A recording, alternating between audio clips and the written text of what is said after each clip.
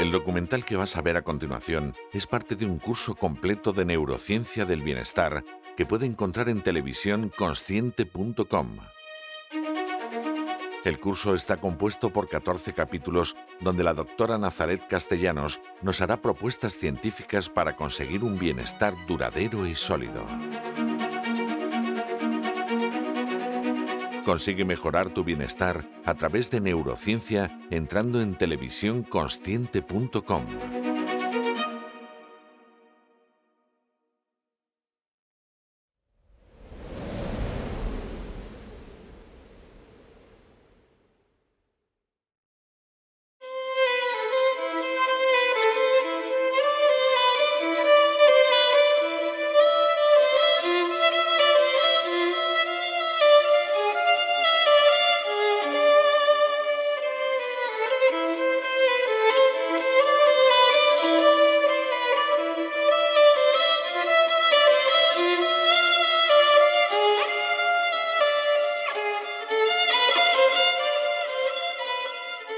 Nuestro cerebro está formado por diferentes áreas cerebrales que han sido identificadas por su función o papel en los diferentes procesos mentales. Hay zonas situadas en regiones muy profundas del cerebro, como el tronco del encéfalo, que gestionan el control visceral. En las partes más centrales, dentro del cerebro, tenemos los llamados sistemas límbicos, estructuras neuronales que procesan información inconsciente y de alto contenido emocional. Ahí residen las zonas más importantes para la memoria, la percepción sensorial o las emociones, y cubriendo al cerebro su corteza. Extremadamente fina en comparación con el volumen cerebral, se piensa que es la zona del cerebro que procesa la información consciente.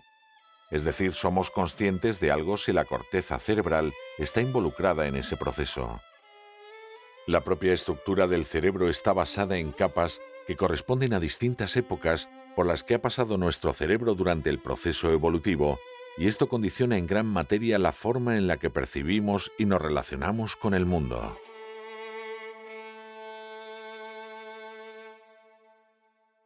¿Hay algo de objetividad en nuestros juicios?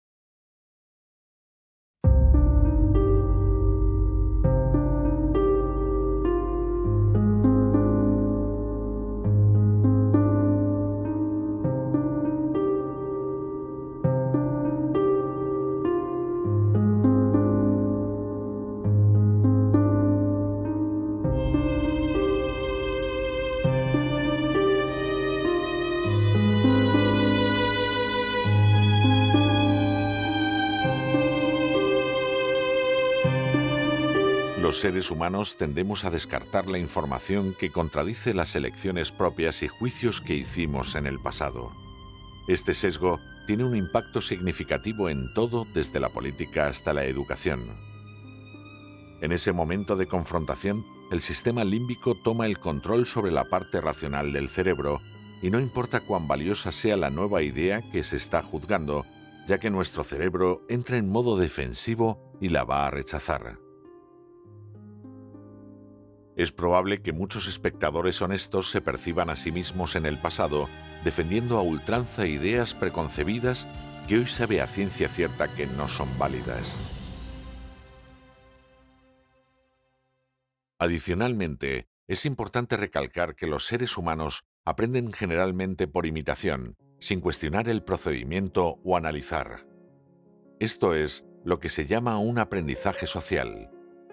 Por ello, aprendemos patrones que luego reproducimos, y cambiar esos patrones aprendidos requieren de una gran voluntad. A esto se suma otro sesgo más, y es que está demostrado que los humanos buscamos refugio en opiniones cercanas a las nuestras. La actividad de la corteza prefrontal se fortalece cuando hay acuerdo con los demás y se reduce cuando hay desacuerdo, creando el llamado sesgo de confirmación en la percepción.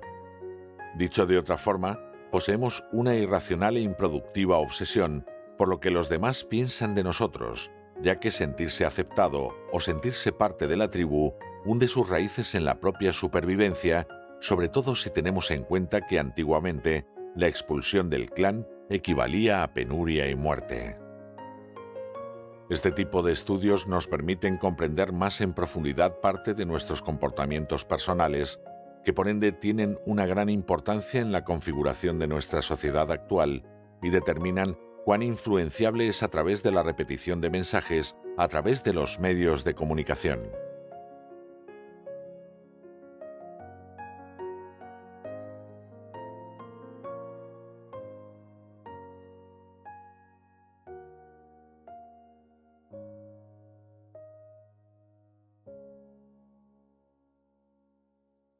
Cerebro-corazón.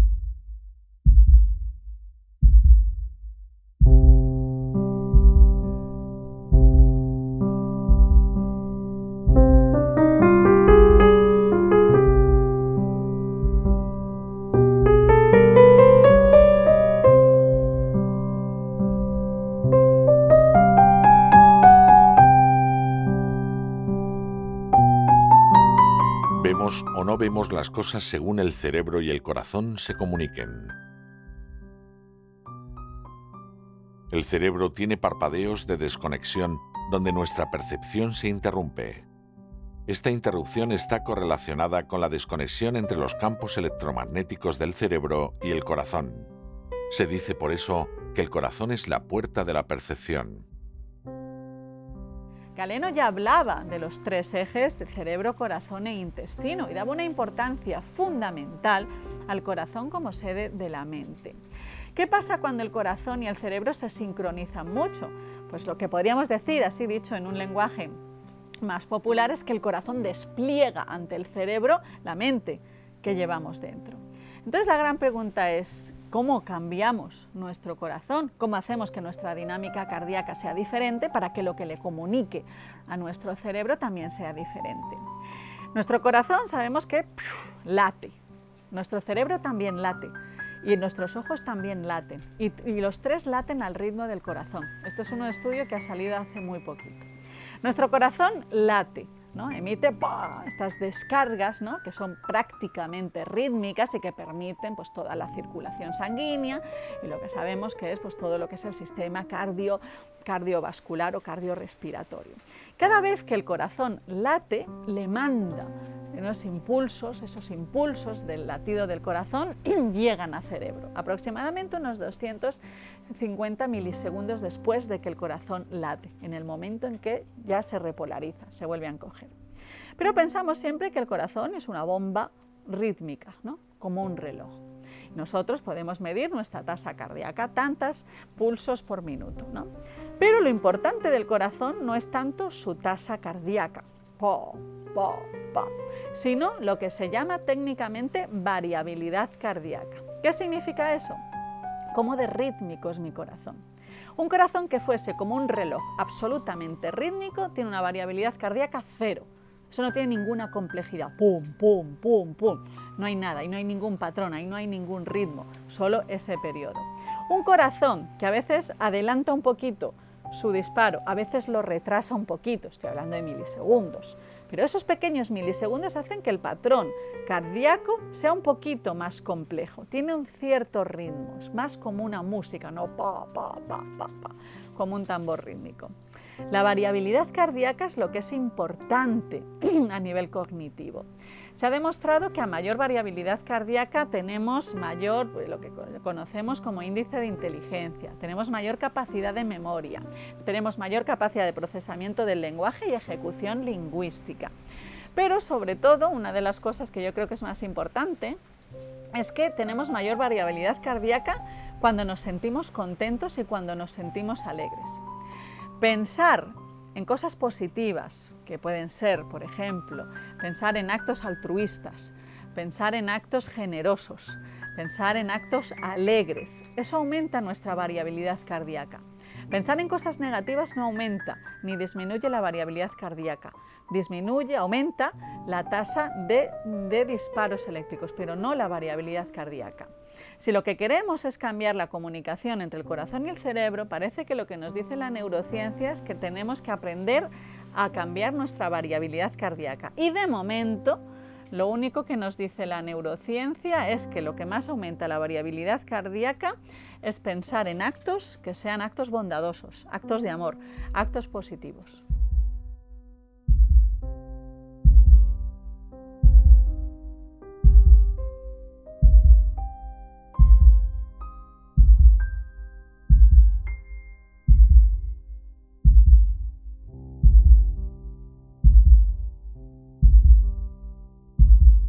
Cuanto más se comunican nuestro corazón y cerebro, más pensamos en nosotros mismos. Por ello, para la neurociencia, nuestra percepción no es más que una interpretación de nosotros mismos a través del corazón, pero también del cuerpo, intestino y postura, entre otros factores. Se ha demostrado en un estudio reciente realizado a una comunidad de monjes meditadores en Compasión del Tíbet que sus cerebros y corazones se comunicaban menos, por eso su experiencia de percepción era menos personalista que la de otros grupos poblacionales.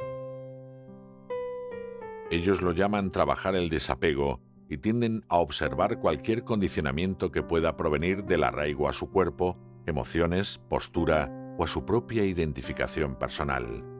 Al observar con máxima atención, esa desidentificación sucede.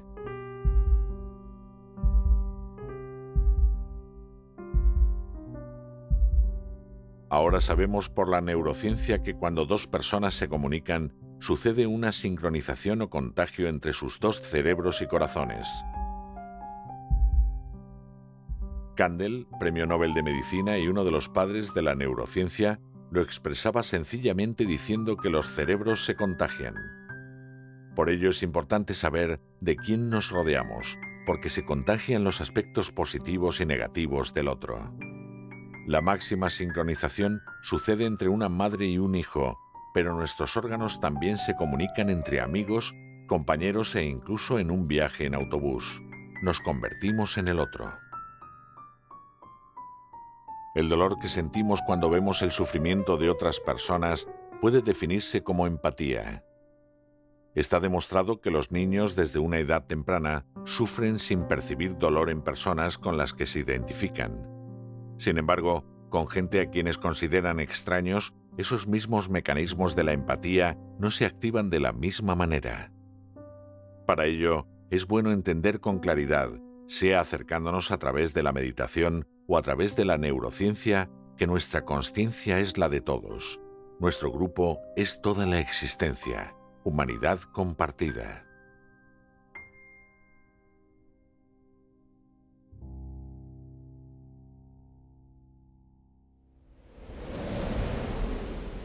Somos lo que comemos.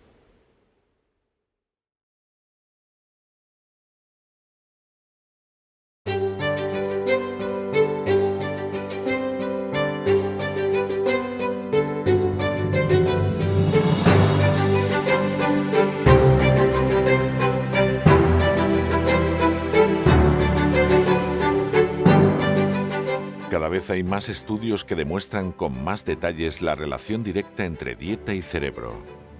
Por ejemplo, dietas ricas en fibra contribuyen a generar serotonina, neurotransmisor esencial para regular estados emocionales felices y que su déficit puede estar detrás de la generación de enfermedades como el Alzheimer, el déficit de atención o la depresión aguda. También parece haber consenso general en que una dieta variada genera una microbiota diversa y esta diversidad incide positivamente en un estado óptimo de salud general. Llamamos microbiota a todo este conjunto de virus, bacterias y otros microorganismos que viven en nuestro organismo. Dada la cantidad y variedad de microorganismos que residen en nuestro cuerpo, la ciencia nos considera holobiontes, es decir, más que ser individuos, somos una vida que contiene a muchas vidas que entre ellas interaccionan. Cuidar la microbiota es controlar nuestro estado de ánimo, capacidad de atención, aprendizaje y comportamiento social. Últimamente, más o menos hace como unos 5 años, el mundo de la neurociencia empezó a interesarse por la microbiota que habita nuestro intestino. ¿Por qué? Porque se descubrió que hay una relación directa entre el intestino y el cerebro, lo que llamamos el eje intestino-cerebro. ¿Cómo lo estudia la neurociencia? Pues es a través de la bioquímica, es decir, estudiamos en un laboratorio de neurociencia qué bacterias, qué tipos de bacterias, hongos y levaduras componen componen nuestra microbiota y qué papel tienen en los diferentes procesos cerebrales. Y por eso lo que nosotros hacemos en un laboratorio de neurociencia es que no solo medimos con técnicas de neuroimagen qué está pasando en el cerebro de una persona, cómo es su anatomía, cómo es la función del cerebro, sino que además ahora lo que se hace es pedir un análisis de heces a los participantes, a los voluntarios que se prestan a un experimento de neurociencia cognitiva. ¿Y por qué mediante un análisis de heces? Pues que es la única forma que tenemos de momento de conocer cuál es el contenido de la microbiota.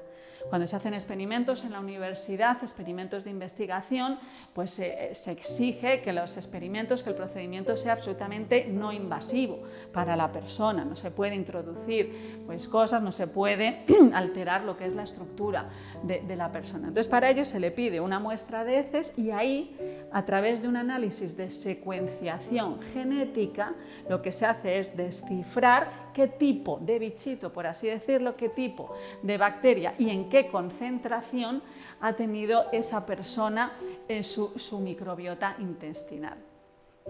Otro de los campos, ¿no?, que es importante dentro de la microbiota y que afecta muchísimo a la neurociencia del bienestar es qué influye sobre la microbiota.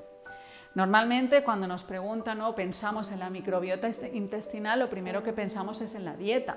Y es verdad que es uno de los ingredientes que más afecta a la microbiota. ¿Qué comemos? Pues hace que unas poblaciones de bacterias se alimenten frente a otras, que otras poblaciones mueran, genera un equilibrio, favorece la biodiversidad que hay en nuestra microbiota. Entonces la dieta, por supuesto, es un ingrediente que luego vamos a ir viendo. Pero hay otros factores que afectan muchísimo a la microbiota.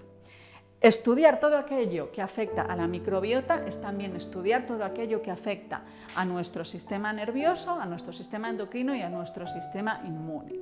Entonces, por ejemplo, ¿qué es lo que se ha visto?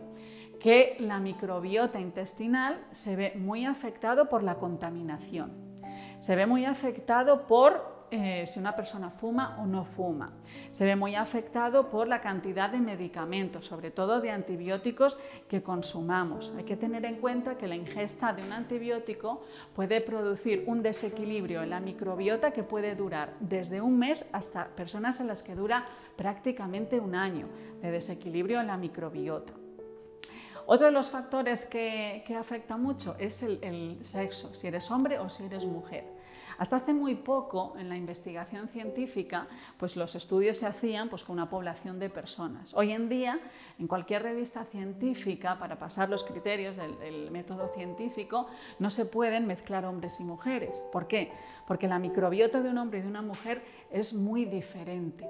No se puede hacer promedios, tenemos microbiotas que son muy diferentes y por tanto también depende eso de nuestro sistema endocrino.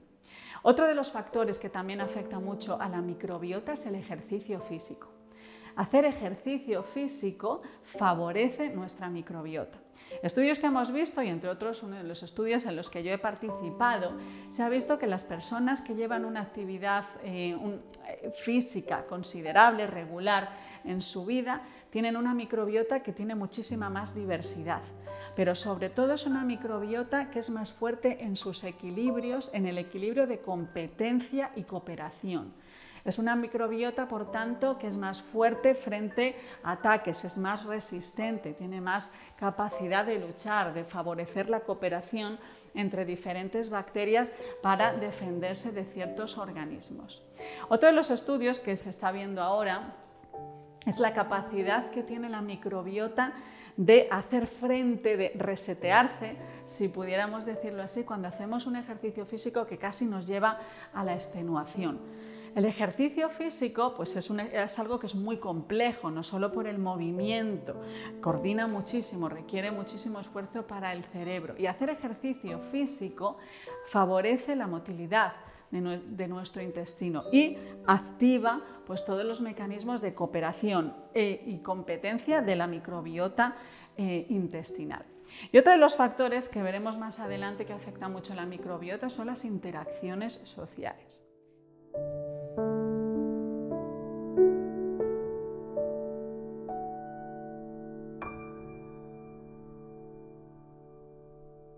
Como hemos visto, los grandes avances de la neurociencia de los últimos años acercan las posturas de la ciencia actual y otras corrientes de pensamiento más antiguas.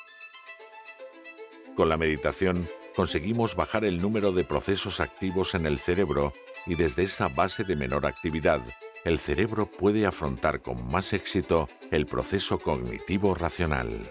Porque cuando meditamos, nuestra red neuronal por defecto se silencia. Los pensamientos incontrolados, que son fuente de malestar e infelicidad, tienden a disminuir. Meditemos, pues.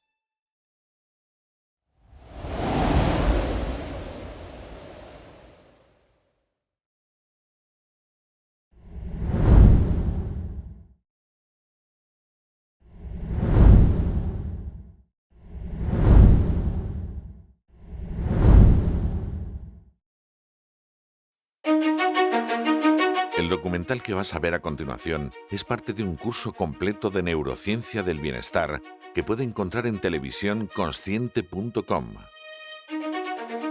El curso está compuesto por 14 capítulos donde la doctora Nazaret Castellanos nos hará propuestas científicas para conseguir un bienestar duradero y sólido.